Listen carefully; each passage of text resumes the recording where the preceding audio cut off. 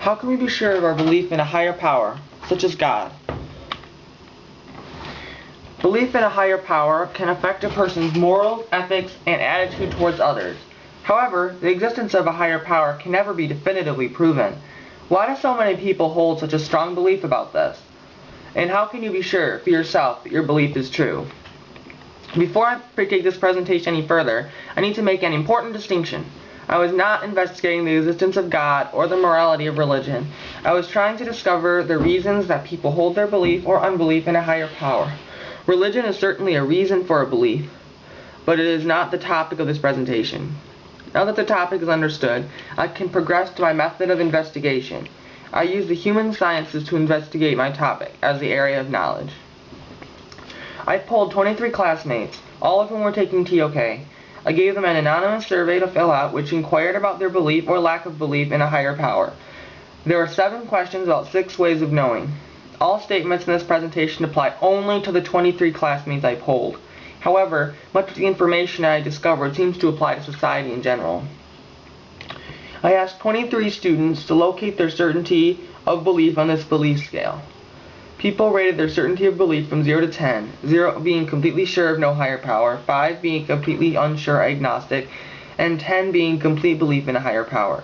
Here are the results of the poll. 4 people were atheists. They had no belief in a higher power whatsoever. This was about 17% of the population. 2 people were between 0 and 5. They didn't believe in a higher power, but they were not completely sure.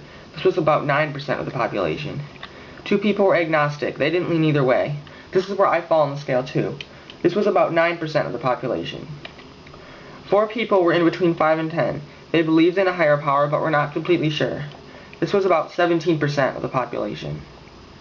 And a staggering 11 people placed themselves at a 10. They were completely sure in their belief in a higher power. They made up about 48% of the population.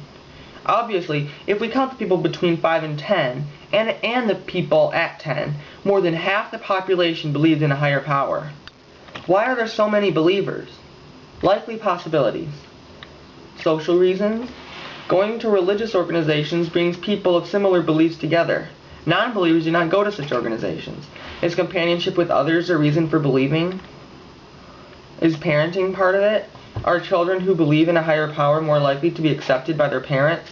Are parents who are believers more likely to pass their beliefs to their children than parents who are non-believers? And society in general? Are believers more respected than atheists? And finally, why do non-believers hold to their beliefs when they are in the minority? Let's see what people wrote on their surveys. Respondents answered 7 questions dealing with the ways of knowing I considered most relevant. All the data inconsistencies in my investigation were because of people who did not provide a clear answer to questions or people who did not answer at all. Let's investigate the first way of knowing, revelation.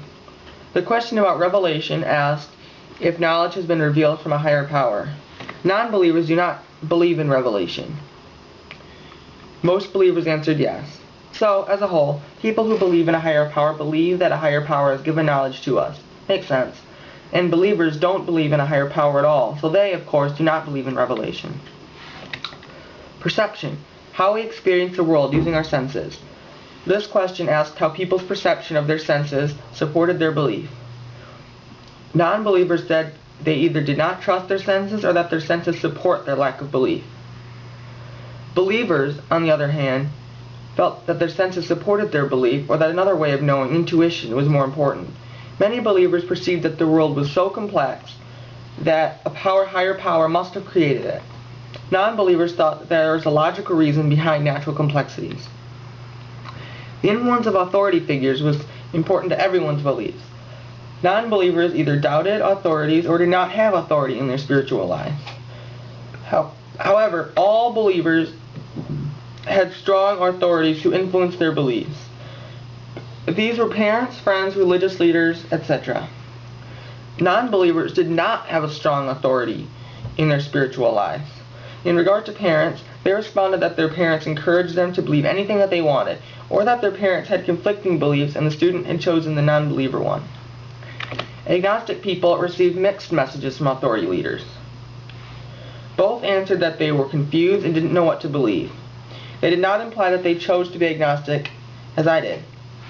Another way of knowing is consensus.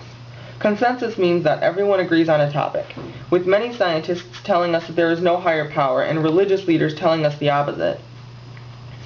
There are few topics with less consensus than this one. Can someone have faith in a belief when there are people who don't agree? People on both sides of the scale agree that you can. You can believe anything you want, no matter what others believe. Only one person, who plants themselves at a 10, stated that lack of consensus undermined the legitimacy of religion. From the consensus and authority questions, we learn that people, especially believers, trust authority to be right, even when others are telling them otherwise. Why do people put so much faith in authority? Maybe intuition has a role. Most believers had a gut feeling that their belief is correct. This is a likely reason that they trusted authorities who had the same tuition.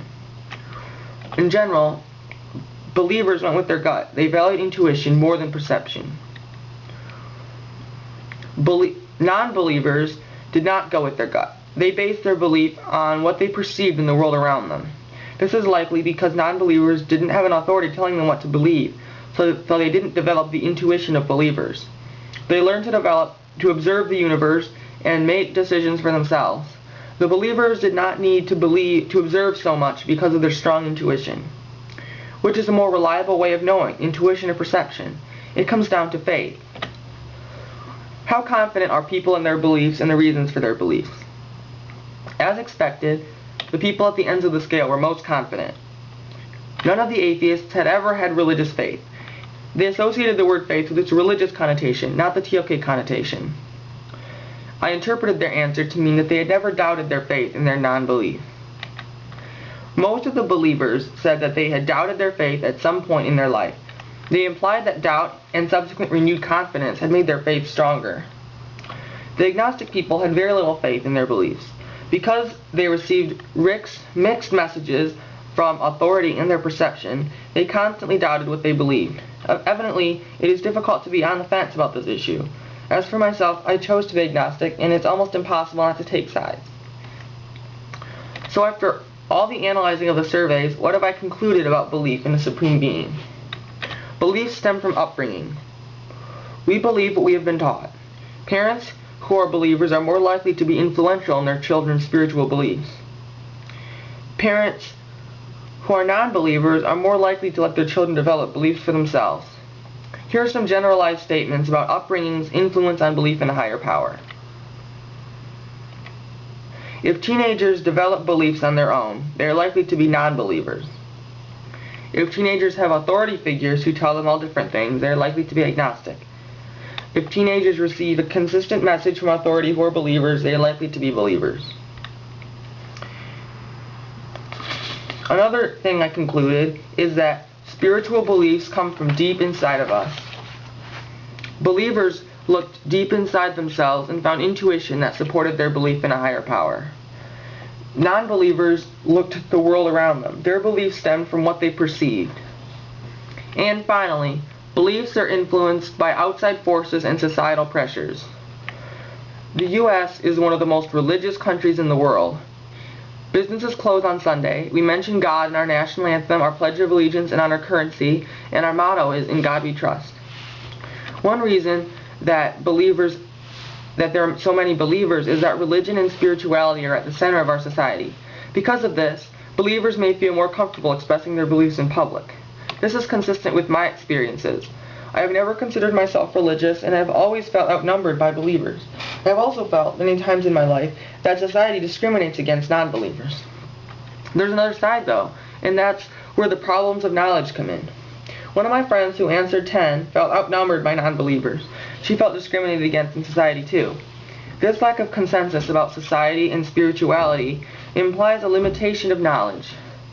We can never be too confident in knowledge that stems from experiences. It is impossible to perceive the world from all the possible angles. Another limitation of knowledge was the inadequacy of my survey. All the questions, being open-ended, were often interpreted differently by students and by me. The belief scale I used was also inadequate. Selecting a number to express a belief was a poor way of measuring its certainty. I wish I had conducted more personal interviews. In this investigation, spoken answers are far superior to written ones. Finally, my faith question was misunderstood by non-believers. Most people associate faith with religious beliefs, and many of the non-believers answered that they had no faith. I was looking for how much faith they had in their non-belief, but I did not get that information. In conclusion, let's turn back to the knowledge issue. How can someone be sure for themselves if they believe in a higher power such as God? The only solid answer to this question is that we have to use our faith and intuition. To be sure of our beliefs, we have to be confident in our knowledge, even if we have no proof. We can use perception to bolster our confidence. We can perceive the world around us to find the truth for ourselves. But we still must come back to faith and intuition. These are the only ways of knowing that, in the context of this knowledge issue, are infallible. Our senses can be fooled into ignoring something or seeing evidence that is not there, but we can never be wrong in the context of our own consciousness if we use faith and intuition. Because there is no proof, aside from individuals who feel that they have proof of existence in a higher power, we have to trust that we are correct. So, for a final answer to the knowledge issue, we can say that some people believe they have found proof for themselves of a higher power's existence. If we haven't, we can never be sure. We have to trust our faith and intuition.